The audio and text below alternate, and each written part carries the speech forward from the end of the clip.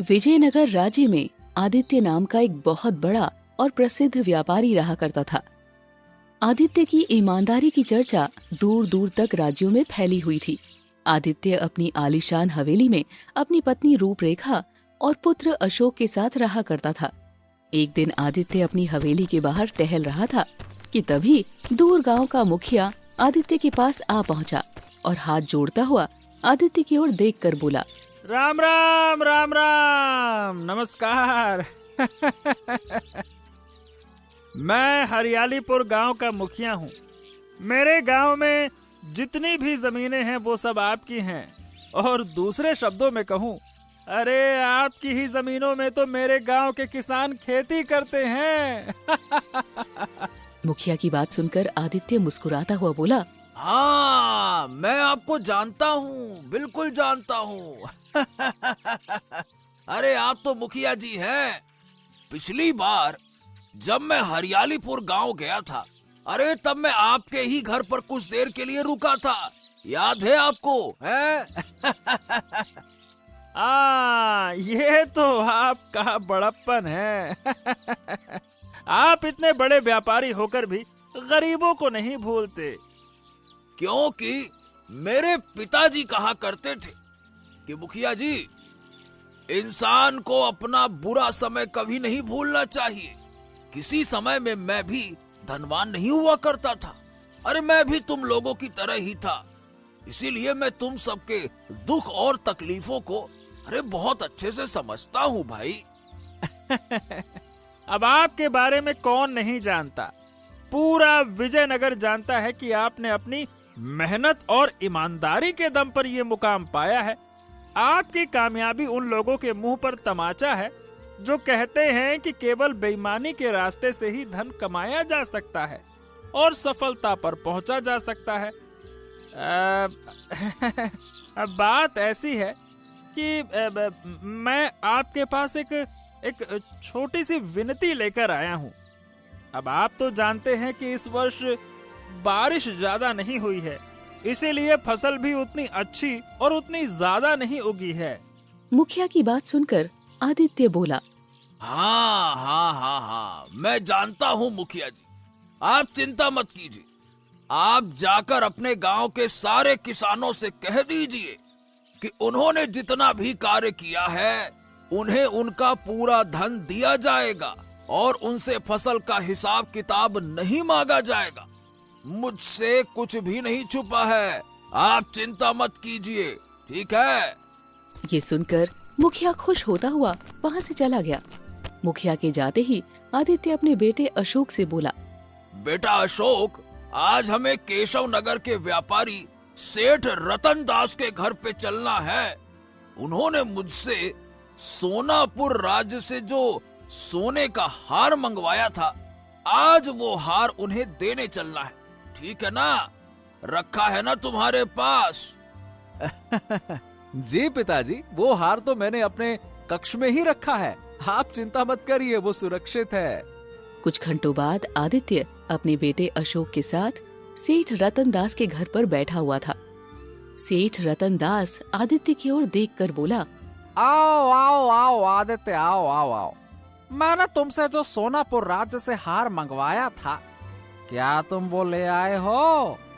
आदित्य ने वो हार अशोक के हाथ से लेकर सेठ रतन दास को पकड़ा दिया और उसे अपनी कीमत बता दी।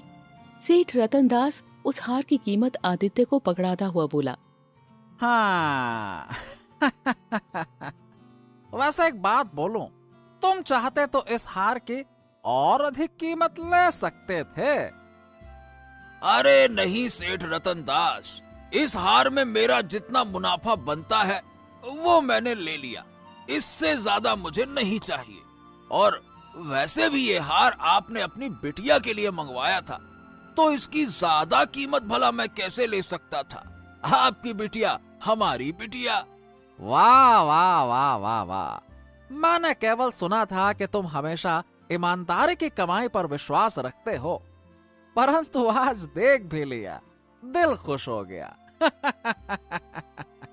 सेठ रतन दास की बात सुनकर आदित्य मुस्कुराता हुआ उठकर खड़ा हो गया और अपने बेटे अशोक के साथ अपने घर आ पहुंचा। घर पहुंचकर सिर्फ आदित्य अशोक की ओर देखकर बोला, बेटा अशोक, कल तुम्हें प्रातःकाल ही उठना है। क्यों पिताजी? अरे क्या भूल गए क्या?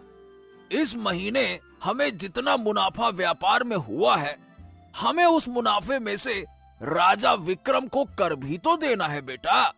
और कल कर देने का ही तो दिन है ना? याद रखना। पिताजी, मेरी एक बात समझ में नहीं आती कि आप इतनी मेहनत से व्यापार करते हैं, पैसा कमाते हैं, सारा मेहनत तो आप करते हैं, और आपको जितना भी मुनाफा होता है उस मुनाफे में से ज्यादातर हिस्सा आप राजा विक्रम को कर के रूप में दे आते हैं। आखिरकार राजा विक्रम को क्या अधिकार है हमसे कर लेने का? अगर हम उसे कम कर दे दें तो उसे तो पता भी नहीं लगेगा। अपनी बेटे की बात सुनकर आदित्य मुस्कुराता हुआ बोला,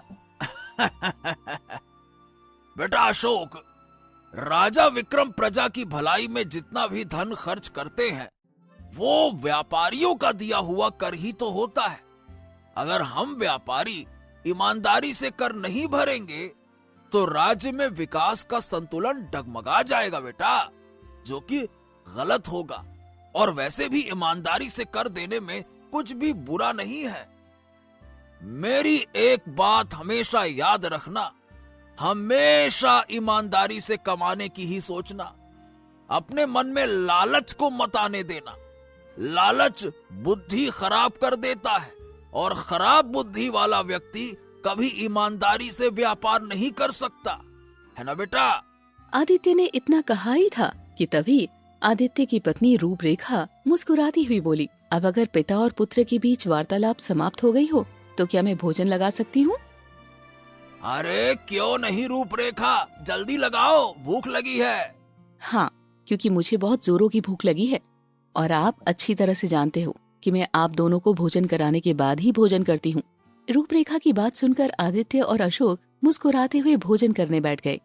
अगले दिन आदित्य संदूक में बहुत सारी स्वर्ण मुद्राएं लेकर अपने पुत्र अशोक के साथ राजा विक्रम के महल में जा पहुंचा।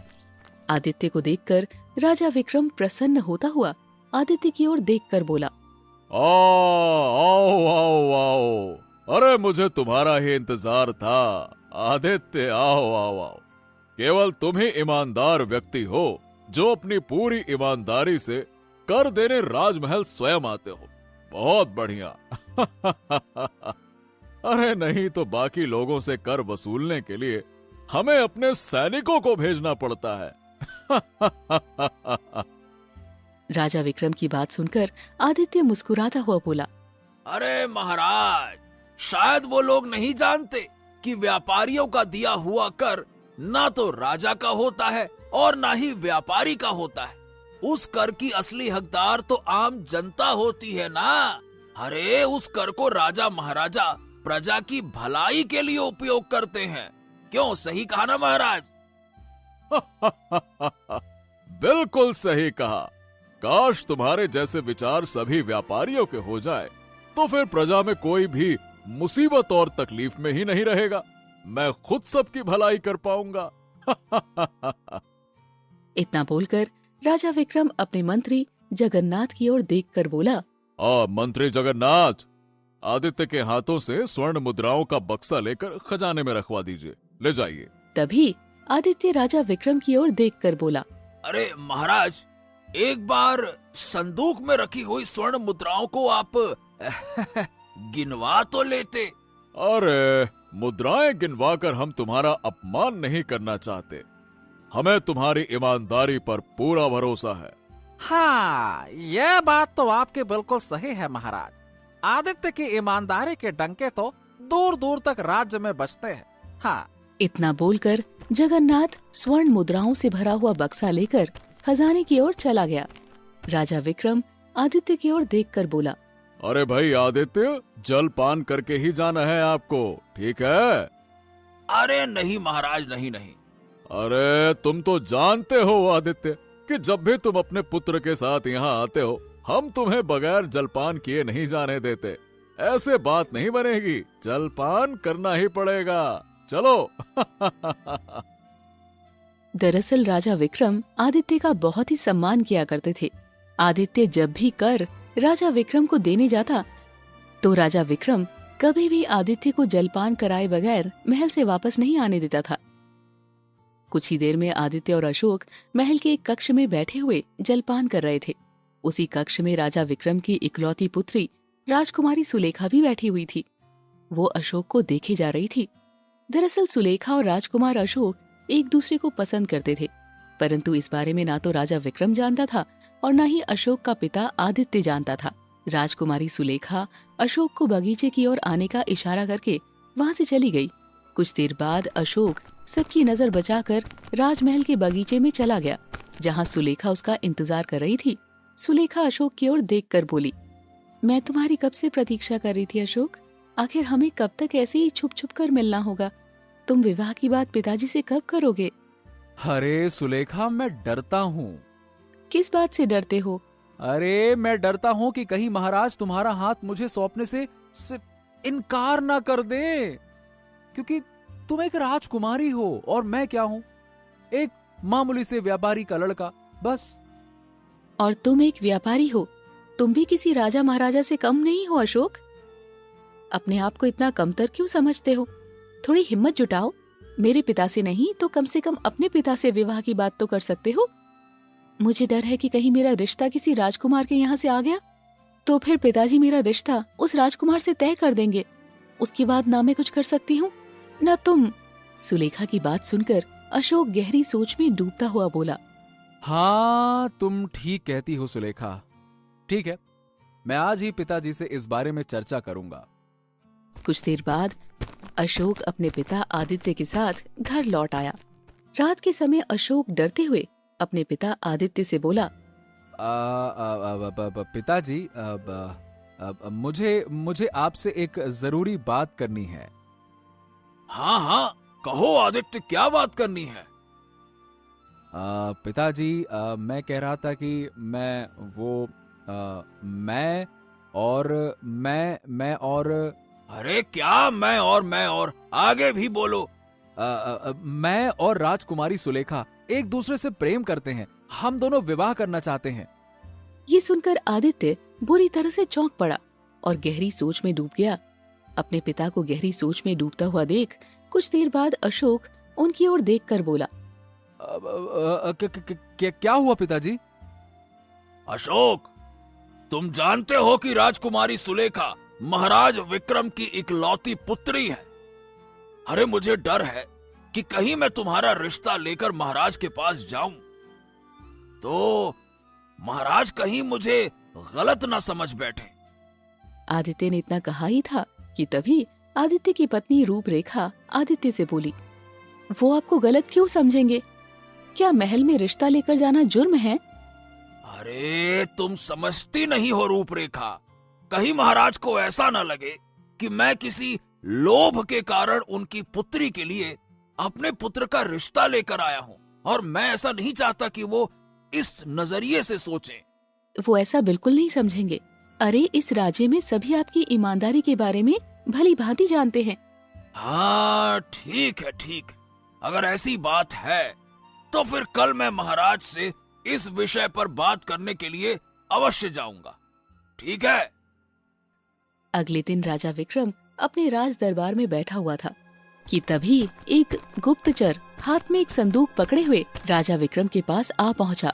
गुप्तचर को देखकर राजा विक्रम बुरी तरह से चौंक पड़ा। राजा विक्रम बोला, हाँ, ये तुम्हारे हाथों का संदूक बता रहा है कि हमने तुम्हें जिस कार्य के लिए भेजा था तुमने उस कार्य को सफलतापूर्वक कर लिया है। क्यों? आपने बिल्कुल सही कहा था महाराज। आपने मुझे जो स्थान बताया था, जब मैंने उस स्थान पर खुदाई की तो मुझे ये संदूक मिला। इस संदूक में बेशकीमती हीरे रखे हुए हैं। इन हीरों का मूल्य इतना है कि विजयनगर जैसे 200 राज्य खरीदे जा सकते हैं महाराज। इतना कहकर गुप्तचर वहाँ से चला गया। राजा विक्रम धीरे धीरे चलते हुए उस संदूक के पास आकर खड़ा हो गया। मंत्री जगन्नाथ जो काफी देर से इस दृश्य को देख रहा था, महाराज, क्या इस संदूक को भी खजाने के कक्ष में रखवा दिया जाए। मंत्री जगन्नाथ, इस संदूक को हम स्वयं खजाने के कक्ष में रखेंगे। चलो हमारे साथ। राजा विक्रम स्वयं उस संदूक को उठाकर मंत्री जगन्नाथ के साथ खजाने के कक्ष में पहुंच गए और उस बेशकीमती हीरों से भरे हुए संदूक को खजाने के कक्ष में रख दिया और खजाने के कक्ष में ताला लगा दिया। मगर चाबी राजा विक्रम ने स्वयं रख ली।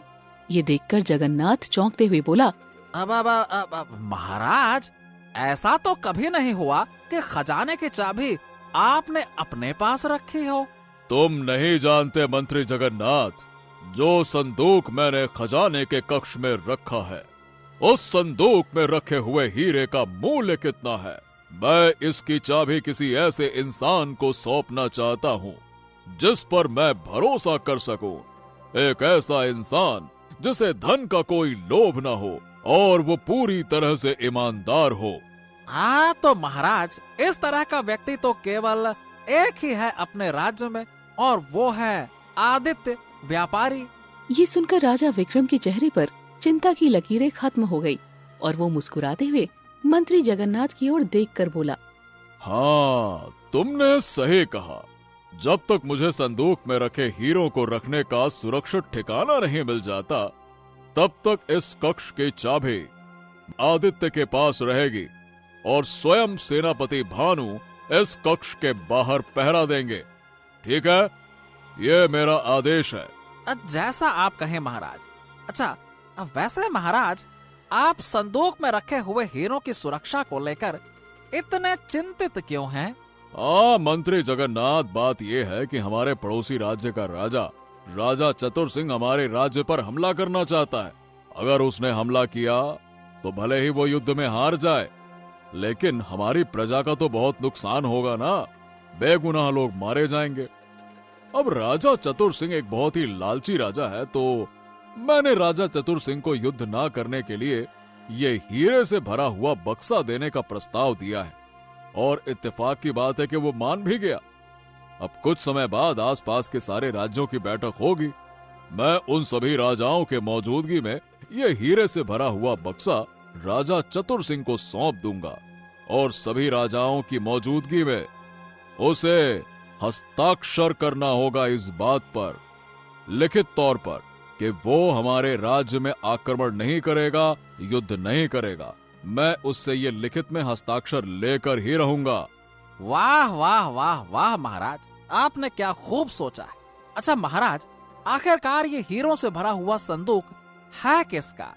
ये संदूक हमारा है, और इस संदूक में रखे हुए कीमती हीरे हमारे पूर्वजों के हैं मंत्री जी। ये सुनकर जगन्नाथ चौंक पड़ा। महाराज, एक बात कहूँ, आप अपने पूर्वजों की निशानी राजा चतुर सिंह जैसे निर्दयी राजा को क्यों देना चाहते हैं? क्योंकि हमारे पूर्वजों की निशानी हमारी प्रजा से बढ़कर नहीं है। चलिए। इतना बोलकर राजा विक्रम अपने राज दरबार में आ पहुंचा। वो अपने सिंहासन पर बैठा ही था कि तभी वहां पर आदित्य पहुंच गया। आदित्य को देखकर राजा विक्रम प्रसन्न होता हुआ बोला, बहुत अच्छा हुआ आदित्य, जो तुम यहाँ पे आ गए। हम तुम्हारे ही पास आने वाले थे। महाराज, आज मैं आपके सामने एक व्यापारी बनकर नहीं, बल्कि एक आम नागरिक बनकर आया हूँ।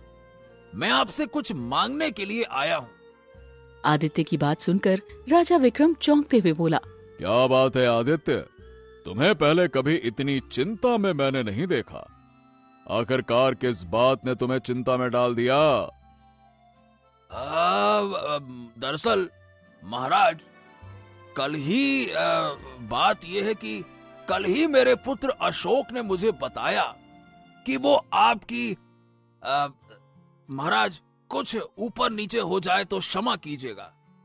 दरअसल मेरे बेटे ने कहा कि वो आपकी पुत्री राजकुमारी सुलेखा को पसंद करता है, और आपकी पुत्री राजकुमारी सुलेखा भी मेरे पुत्र अशोक को पसंद करती है। मैं आपकी पुत्री का हाथ मांगने के लिए आया हूँ। आदित्य की बात सुनकर राजा विक्रम खुश होते हुए बोला, अरे तो इसमें इतनी चिंता की क्या बात है? तुम्हारे पुत्र को कौन नहीं जानता। मैंने तुम्हारा प्रस्ताव स्वीकार किया। अरे राजकुमारी सुलेखा का विवाह तुम्हारे पुत्र अशोक से ही होगा। ये हमारी जबान है। ये सुनकर आदित्य प्रसन्न हो गया। हाँ, आपने तो मेरे मन का बोझ हल्का कर दिया महाराज। ऐसा लग रहा था कहीं मैं कुछ गलत तो नहीं कर रहा। अच्छा लगा सुनकर। इसमें भला क्या गलत है, पर अब तुम्हें मेरे मन का बोझ हल्का करना होगा। अब मैं कुछ समझा नहीं महाराज। राजा विक्रम सारी घटना आदित्य को बताते हुए बोला, इस राज्य में केवल तुम ही हो जिस पर मैं भरोसा कर सकता हूं। आज से मेरे खजाने के कक्ष की चाबी तुम्हारे पास होगी। ये लो। इतना बोलकर राजा विक्रम ने वो चाबी आदित्य को पकड़ा दी। आदित्य उस चाबी को लेकर राजा विक्रम की ओर देखकर बोला, महाराज आप निश्चिंत रहिए, मैं इस चाबी की सुरक्षा अपने प्राणों से भी ज्यादा करूंगा। अब चलिए महाराज, मुझे आज्ञा दीजिए, मैं जाकर ये खुशखबरी अपने बेटे अशोक को सुनाता हूँ, है ना? आज्ञा दीजिए। इतना बोलकर आदित्य खुश होता हुआ वहां से चला गया। अगले दिन आदित्य सोकर उठा ही था कि तभी वहां पर राजा विक्रम, मंत्री जगन्नाथ, सेनापति भानु और 2 सैनिक आ पहुंचे। अपनी हवेली में इतनी सुबह राजा विक्रम और उन सब लोगों को देखकर आदित्य बुरी तरह से चौंकता हुआ राजा विक्रम से बोला, अरे क्या हुआ महाराज? आपके चेहरे पर ये क्रोध क्यों झलक रहा है? आदित्य की बात सुनकर राजा विक्रम बुरी तरह से आग बबूला होता हुआ बोला, मुझे तुमसे ऐसी उम्मीद नहीं थी आदित्य। तुम्हारी ईमानदारी के डंके आसपास के राज्यों में बजते हैं। मैंने तुम पर विश्वास करके उस कक्ष की चाबी तुम्हें सौंपी थी, लेकिन तुमने मेरे साथ ही धोखा कर दिया। तुम्हें इसका परिणाम भुगतना होगा। सैनिकों! क्या ये आप क्या कह रहे हैं महाराज? मैंने स्वयं खजाने के कक्ष में हीरे से भरे हुए संदूक को रखा था अपने हाथों से, और आज सुबह मैं सेनापति भानु को कक्ष की निगरानी के लिए रखने वाला था। मैं सेनापति भानु को बुलाने के लिए कक्ष की ओर से निकल ही रहा था कि तभी मुझे कक्ष का दरवाजा खुला हुआ मिला। जैसे ही मैंने कक्ष का दरवाजा खोला तो कक्ष के अंदर से हीरों से भरा हुआ संदूक गायब था। और चाबी किसके पास है? सिर्फ तुम्हारे पास। ये सुनकर आदित्य बुरी तरह से चौंक पड़ा। तो आप कहना क्या चाहते हैं महाराज? इस बारे में तुम, मंत्री जगन्नाथ और केवल मैं ही जानते थे, और हम तीनों के अलावा मेरा गुप्तचर जानता था, जो कल रात ही इस राज्य को छोड़कर चला गया। और सबसे महत्वपूर्ण बात, उस कक्ष की चाबी तुम्हारे पास थी आदित्य, तो उसका दरवाजा केवल तुम ही खोल सकते हो, समझे? हाँ, ये आप कैसी बातें कर रहे हैं महाराज? वो चाबी अभी भी मेरे पास है, और फिर मैं तो कल रात से हवेली से बाहर निकला ही नहीं। अगर मैं महल गया होता तो किसी न किसी सैनिक की नजर तो मुझ पर पड़ती ना।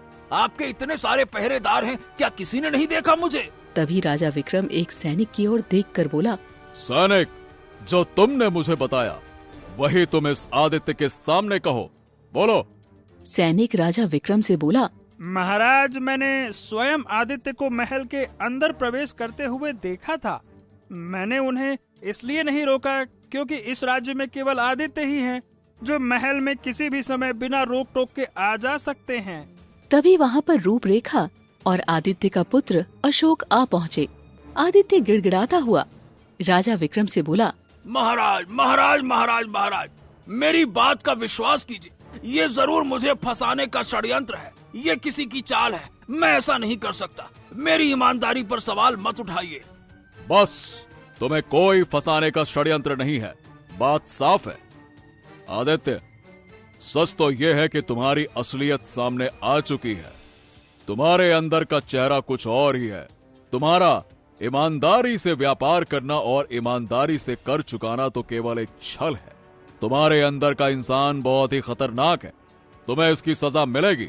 तुम्हें अभी और इसी समय इस हवेली को छोड़कर जंगलों में जाना होगा। और हाँ, तुम्हारी जितनी भी संपत्ति है वो मैं जब्त करता हूँ। अब से तुम्हारी संपत्ति पर तुम्हारा कोई अधिकार नहीं है। अब तुम आम इंसानों की तरह जीवन व्यतीत करोगे। तुमने मेरा इतना बड़ा नुकसान किया है ना, तुम्हें इसका अंदाजा भी नहीं है। सैनिकों! इतना बोलकर राजा विक्रम अपने सैनिकों की ओर देखकर बोला, अरे देखते क्या हो सैनिकों, आदित्य और इसके परिवार को धक्के मारकर इस हवेली से बाहर निकाल दो और उसके परिवार को इस हवेली के किसी भी सामान को हाथ तक मत लगाने देना। ये मेरा आदेश है। इन्हें कुछ भी ले जाने की यहाँ से अनुमति नहीं है। चलो सैनिकों! सैनिकों ने तुरंत राजा विक्रम का आदेश का पालन करते हुए आदित्य, अशोक और उसकी पत्नी रूपरेखा को धक्के देकर उसकी ही हवेली से बाहर निकाल दिया। बाहर लोगों की भीड़ खड़ी हो चुकी थी। आदित्य आंखों में आंसू लिए हुए अपने परिवार को लेकर जंगल की ओर चला गया और राजा विक्रम क्रोधित होते हुए अपने महल आ पहुंचा। तभी राजकुमारी सुलेखा राजा विक्रम के पास आकर बोली, पिताजी, मेरा मन कहता है कि अशोक के पिता निर्दोष हैं। नहीं सुलेखा, नहीं नहीं, वो निर्दोष नहीं है। चाबी उसी के पास थी और फिर सैनिक ने गवाही दी है कि उसने रात के समय आदित्य को महल में आते और जाते हुए देखा था। बस बात साफ है कि ये उसी का काम है। आदित्य बेचारा अपने परिवार को लेकर जंगल के एक तालाब के किनारे पहुंच गया और अशोक की ओर देखकर बोला, बेटा अशोक, चलो, यहाँ पर तालाब भी है। हम यहीं पर अपनी झोपड़ी बनाकर हम आगे का जीवन यहीं व्यतीत करेंगे। अब आओ बेटा। आप कैसे इंसान हैं पिताजी? आपने जीवन भर ईमानदारी से धन कमाया और महाराज के प्रति वफादारी दिखाई, और महाराज ने एक पल में आपको गद्दार घोषित करके, आपको अपमानित करके अपनी हवेली से धक्के देकर बाहर निकाल दिया। आपकी सारी संपत्ति छीन ली और आप ऐसी बातें कर रहे हैं जैसे कि कुछ हुआ ही ना हो। कैसे इंसान हैं आप? हाँ, देखो, तुम दोनों धैर्य से काम लो। मुझे विश्वास है कि एक दिन महाराज को विश्वास हो जाएगा कि मैं निर्दोष हूं।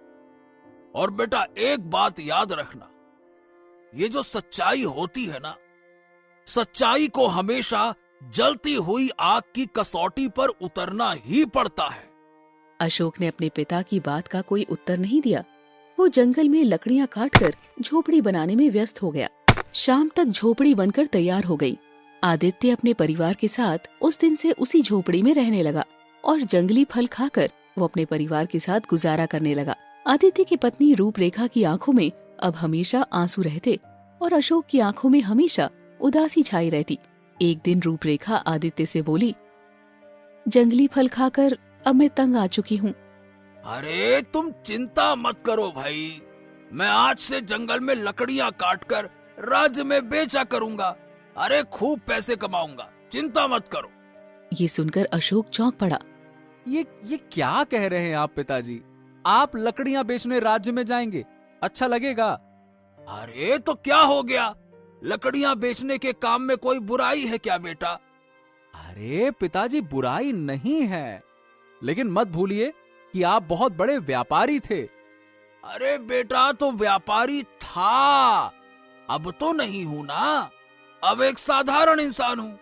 बेटा, इंसान को अपनी सच्चाई स्वीकार करनी चाहिए। ठीक है पिताजी, मैं भी आपके काम में आपका हाथ बटाऊंगा। चलिए। अशोक की बात सुनकर आदित्य की आंखों में आंसू आ गए। सच तो ये था कि आदित्य भी अंदर से बुरी तरह से टूट चुका था, मगर वो अपने परिवार के सामने खुद को कमजोर नहीं दिखाना चाहता था। आदित्य उदासी से अशोक की ओर देखकर बोला, बेटा अशोक, नहीं, लकड़ियां काटने मैं स्वयं जाऊंगा और मैं स्वयं राज्य में बेच कर आऊंगा। तुम परेशान मत हो। अशोक ने बहुत जिद की, लेकिन आदित्य के आगे उसकी एक न चली। आदित्य तालाब के किनारे एक वृक्ष की लकड़ी पर कुल्हाड़ी चलाने ही वाला था कि तभी उसकी कुल्हाड़ी तालाब के अंदर गिर पड़ी। अगले ही पल तालाब में रंग बिरंगी किरणें चमकने लगी। ये देखकर आदित्य बुरी तरह से आश्चर्य में पड़ गया और अपने आप से बोला, हाँ, ये कोई मायावी तालाब लगता है। आदित्य ने इतना कहा ही था कि तभी उस तालाब के अंदर से एक सुंदर कन्या प्रकट हो गई। उसके हाथ में हीरे की एक कुल्हाड़ी थी। सुंदर कन्या आदित्य की ओर देखकर बोली, क्या ये हीरे की कुल्हाड़ी तुम्हारी ही है? नहीं नहीं नहीं नहीं, ये मेरी कुल्हाड़ी नहीं है। अरे मेरी कुल्हाड़ी तो लोहे की थी। सोच लो, इस कुल्हाड़ी में जो हीरे जड़े हुए हैं वो इतने बेशकीमती है कि तुम्हें अंदाजा भी नहीं है। देखिए, ये चाहे जितनी भी बेशकीमती क्यों ना हो, परंतु ये मेरी नहीं है, और जो चीज मेरी नहीं है मैं उसे नहीं लेता। मेरी कुल्हाड़ी लोहे की थी और लोहे की ही रहेगी।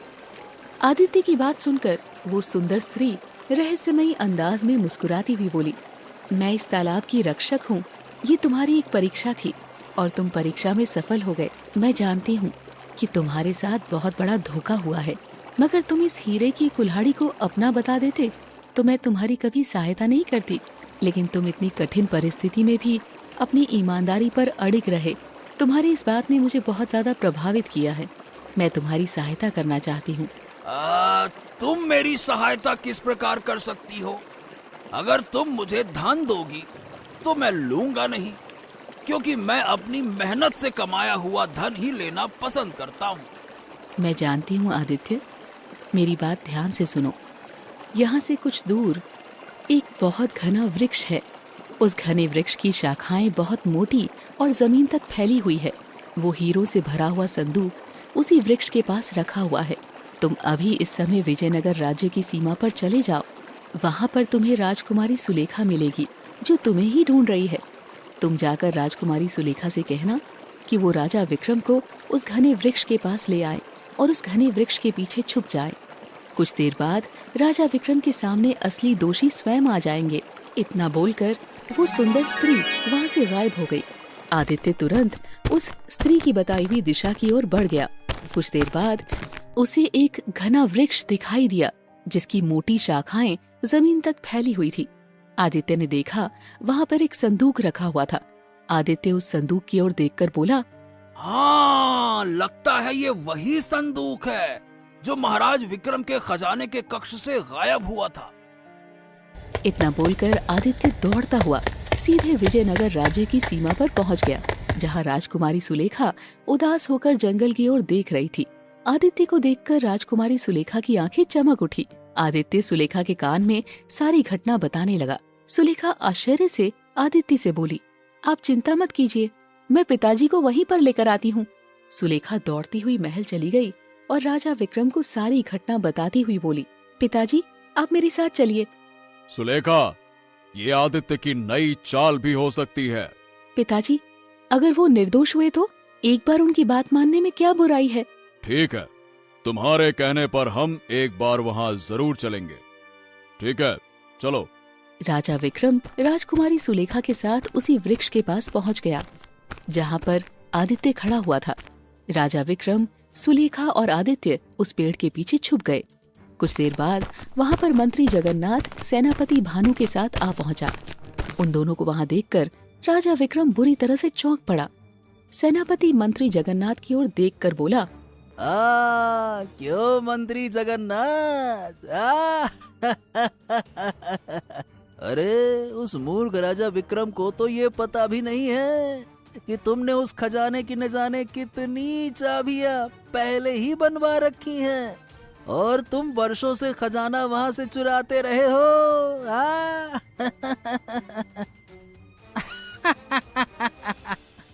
लेकिन इस हीरे से भरे संदूक को मैं कभी नहीं चुरा पाता अगर तुम मेरा साथ नहीं देते।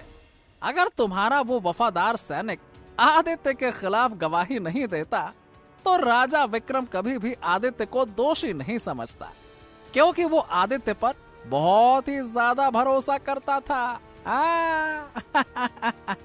लेकिन तुमने कीमती हीरे से भरे हुए संदूक को इस वृक्ष के सामने क्यों फेंक दिया? अरे क्योंकि मुझे डर था कि कहीं राजा विक्रम हम सब के घरों की तलाशी ना लेने लग जाए। इस जंगल में कोई नहीं आता जाता, इसीलिए मुझे सबसे सुरक्षित ठिकाना यही लगा। अब हम दोनों इस हीरे से भरे बक्से को लेकर दूसरे देश में चले जाएंगे और फिर क्या है, ऐशो आराम से रहेंगे। तभी राजा विक्रम उन दोनों के सामने आ पहुंचा। राजा विक्रम को देखकर मंत्री जगन्नाथ और सेनापति की सिट्टी पिट्टी गुम हो गई। राजा विक्रम उन दोनों की ओर देखकर बोला, वाह वाह वाह, मुझे तुम दोनों से ऐसी बिल्कुल उम्मीद नहीं थी। अगर तुम इस हीरे से भरे बक्से को चुराकर दूसरे देश भाग भी जाते ना, तो मुझे इतना अफसोस नहीं होता। लेकिन तुमने आदित्य जैसे सच्चे इंसान पर आरोप लगाकर बहुत बुरा कार्य किया है। तुम्हें इसका दंड अवश्य भुगतना होगा। अब तुम दोनों अपना सारा जीवन कारागार में काटोगे। सैनिकों! तभी वहां पर कुछ सैनिक आ पहुंचे। राजा विक्रम ने मंत्री जगन्नाथ और सेनापति भानु को गिरफ्तार करने का आदेश दे दिया और आदित्य की ओर देखकर बोला, आदित्य, मेरे दोस्त, मैं सिर्फ इतना कहूंगा कि मुझसे गलती हो गई। मुझे क्षमा कर दो। अरे अरे अरे, आप ये कैसी बातें कर रहे महाराज? आपने ऐसा जानबूझकर नहीं किया। अरे आपको तो स्वयं धोखा दिया गया था। ऐसी बातें मत करिए। ये तुम्हारा बड़प्पन है। चलो आदित्य, अपनी हवेली चलो। मैं सबके सामने अपने किए की क्षमा मांगूंगा। अरे अरे अरे, ऐसा कहकर मुझे शर्मिंदा मत कीजिए महाराज। अब देखो भाई, माफी तो मांगनी पड़ेगी, और आपके बेटे और हमारी बेटी का विवाह तय हुआ है, वो भी करना पड़ेगा। क्यों?